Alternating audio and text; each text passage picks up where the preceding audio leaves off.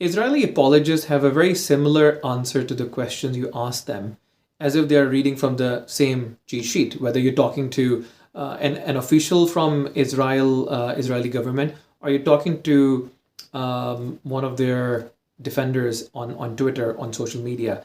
You'll get similar responses on the question why you're killing civilian in Gaza.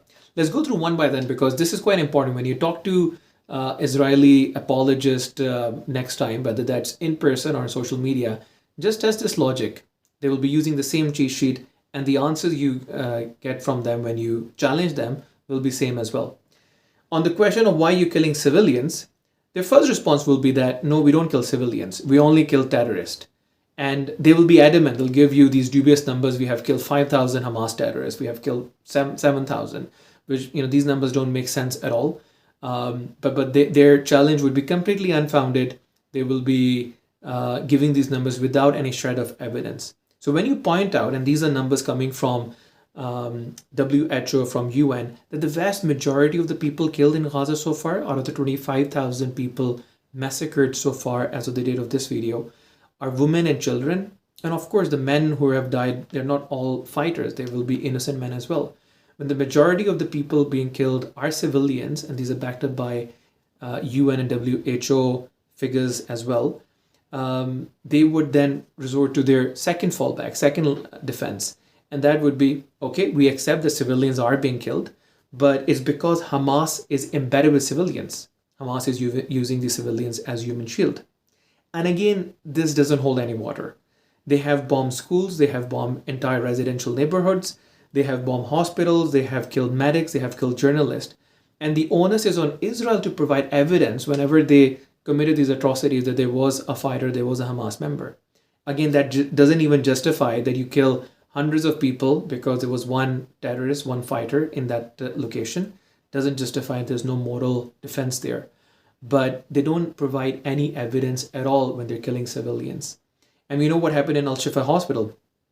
They said it was the headquarters of Hamas. Underneath Shifa, it was a wide range of tunnel network which harbored all the Hamas leadership, but nothing was found. It was an embarrassing moment for Israel in November, and they still maintained the official line that it was a legitimate target for them, but there was no evidence of Hamas headquarters. Then they will fall back to their next line of defense, which would be, we minimize civilian casualties. Yes, we now accept that we don't just kill Hamas, we kill civilians, but and also, there might be civilians killed elsewhere, but we still minimize it. We follow international law. And again, this is a blatant lie. We know that in this war, out of the 25,000 people killed, majority, 70%, according to the health ministry in Gaza, backed up by UN and WHO figures, the majority of these people, about 70%, of women and children. And of course, we know, as we said before, men are innocent as well. Not all of them are fighters. And that just is a slap on the face of these Israeli defenders. They don't minimize casualties.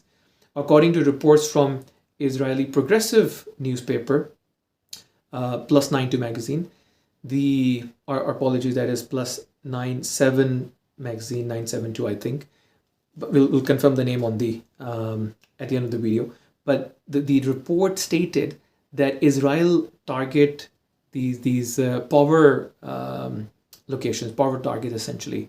There will be infrastructure, there will be cultural locations, there will be non-military significance locations, but they want to basically spread this hysteria, this fear amongst the population. So they basically rise up against Hamas. That's why they have been targeting the infrastructure of Gaza. They have been targeting civilians. So people essentially rebel against Hamas. And that is very important. That's why you see such a high figure. They have been dropping, unguided bombs on Gaza. So that will increase the number of civilian casualties. But there is a purpose behind this. They are deliberately targeting civilians. It's just, it's not just a mistake. It is deliberate targeting, which has resulted in these astronomical numbers of civilian casualties. Their next fallback after they are challenged on this minimization of casualties, civilian casualties argument, they would say, okay, we accept civilians are being killed in large number, but this is war. What did you expect? And they will bring the example of World War II. for example. This is one of their key defense, that when Germany was being bombed by the Allies, German civilians were killed. Their German cities were all bombed to ruins. But there are two factors that this comparison is completely out of line here. First, the Nazi Germany power was an existential threat for the rest of Europe. It was the most advanced military in Europe at that time, almost conquered all of Europe. And the only existential threat in Middle East is that of Israel. They have nuclear weapons and they have the most sophisticated advanced military in the region. So the comparison between Gaza and Nazi Germany doesn't hold any water. So that is incorrect in the first instance.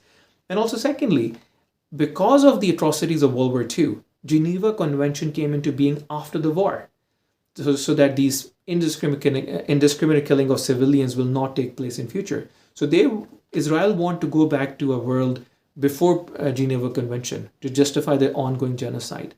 So again, these examples from World War II, they are not appropriate, they're not correct. After you have counter-challenged their claim of the comparison to World War II, then they would come to whataboutery. That's a classic deflection by Zionists, by pro-Israel apologists, that why you're singling out Israel here. There are atrocities being committed by other countries. They'll give example of Syria, they give example of Aleppo and Idlib in Syria, or they'll give an example of Mariupol in Ukraine, the Russian invasion. And this is deflection. Again, whataboutery is never a genuine argument. It is the last resort, because you can't defend the atrocities you're committing. You want to basically bring into attention other countries and say that they're also doing this, so why can't we do this? And again, this is intellectually dishonest.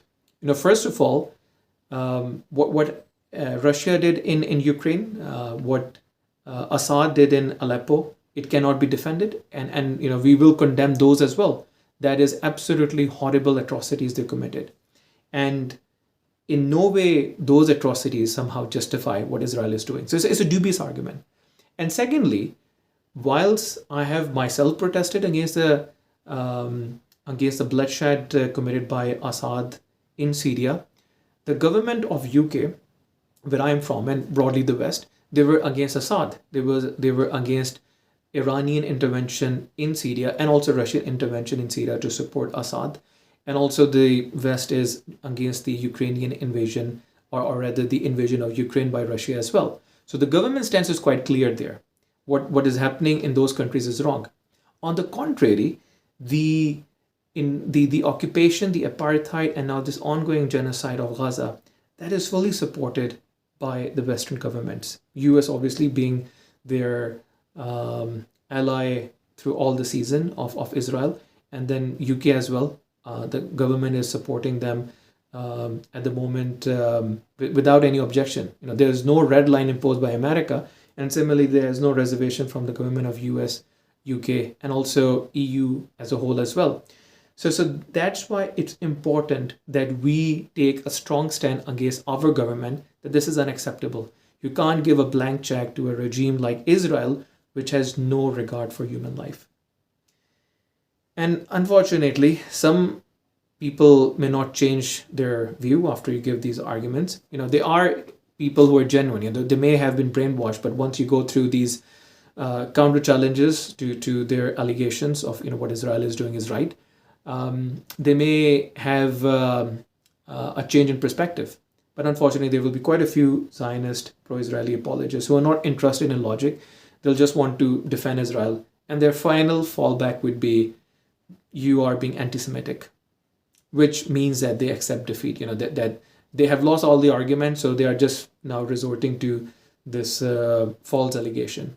And this is actually very sad, because what they are doing is actually, in essence, itself anti-Semitic, because they're equating the atrocities of Israel with the religion of Jews, and there are millions of Jews who are peace-loving. They're basically saying that what Israel is doing reflects Jews, which is absolutely incorrect. So therefore, that anti-Semitic allegation itself is inherently wrong, morally objectionable, and itself anti-Semitic. So next time, when you speak to these Israeli apologist Zionists, test these questions, test it with them, and see if you get the same response. I'm sure you will do. It's the same cheat sheet they use.